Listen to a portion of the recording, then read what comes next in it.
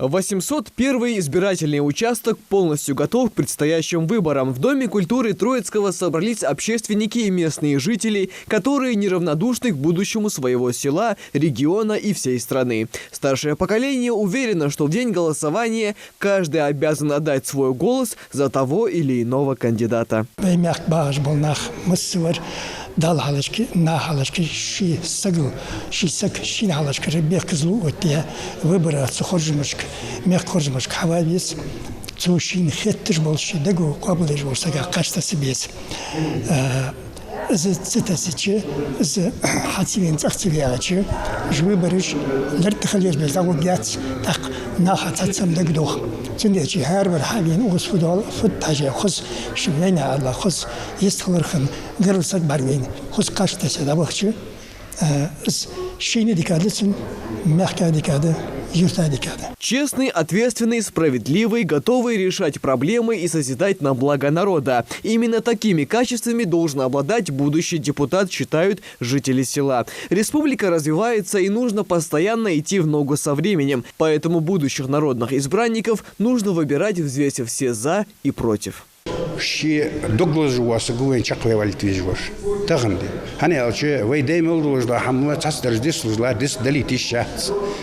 сохранить дедуш. Тахан яна паргатух гулш. Вахка вар гулш, замаг вар дияна, вашик гулш, замаг шо дияна. Кахетми гулш дияна. Заму васа гувен визер. Ях юлжва, ях ети.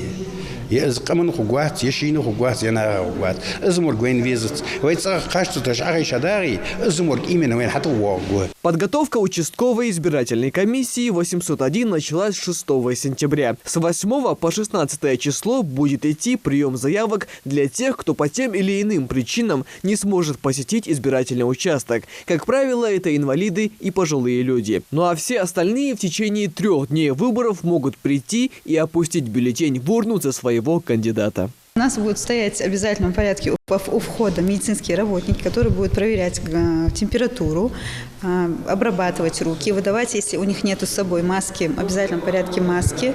Они будут проходить сюда. Вот этот стол мы установили для того, чтобы был промежуток 1,5 метра, то есть между комиссией и самим избирателем, который сюда подошел. Паспорт ни в коем случае мы брать не можем, то есть он показывает нам паспорт, показывает прописку. Вот это будет происходить вот на этой территории, получается. Да. И дальнейшие действия уже комиссии. Если в случае человек у нас есть в списках, мы принимаем его желание проголосовать, соответственно, выдаем ему бюллетени, и дальше уже они идут в кабину, там они уже голосуют. Еще один избирательный участок расположился в средней школе номер 3 сельского поселения Троицкое. Учитывая, что начался учебный процесс, УИК пока не подготовили в полной мере к предстоящим выборам. Но на 1-м этаже открыта приемная, и любой желающий может подать заявление. Махмед Матиев также планирует голосовать в день выборов и ждет от кандидатов больших изменений. Социальные вопросы решать. Должны у нас с освещением проблемы, с водой проблемы. Вот я 2 года живу, я уже столкнулся с этими проблемами. Нужно много вопросов решать, Минздрав нужно решать. Нужно за пределы Ингушетии выходить, наводить связи нужно, рабочие места надо, на учебу нужно посылать, молодежь. Надо, чтобы молодежь у нас училась.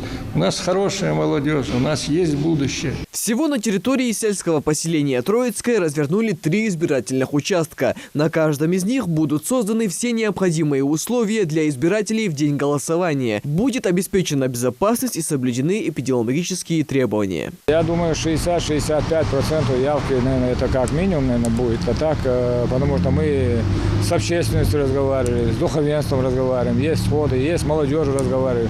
Объясняем, что есть такая необходимость прийти на избирательный участок, отдать свой голос, потому что мы должны представлять республику, народное собрание выборы, федеральное собрание. То есть я думаю, что СП Троицкое, наверное, займет лидирующее место, то есть это мое мнение.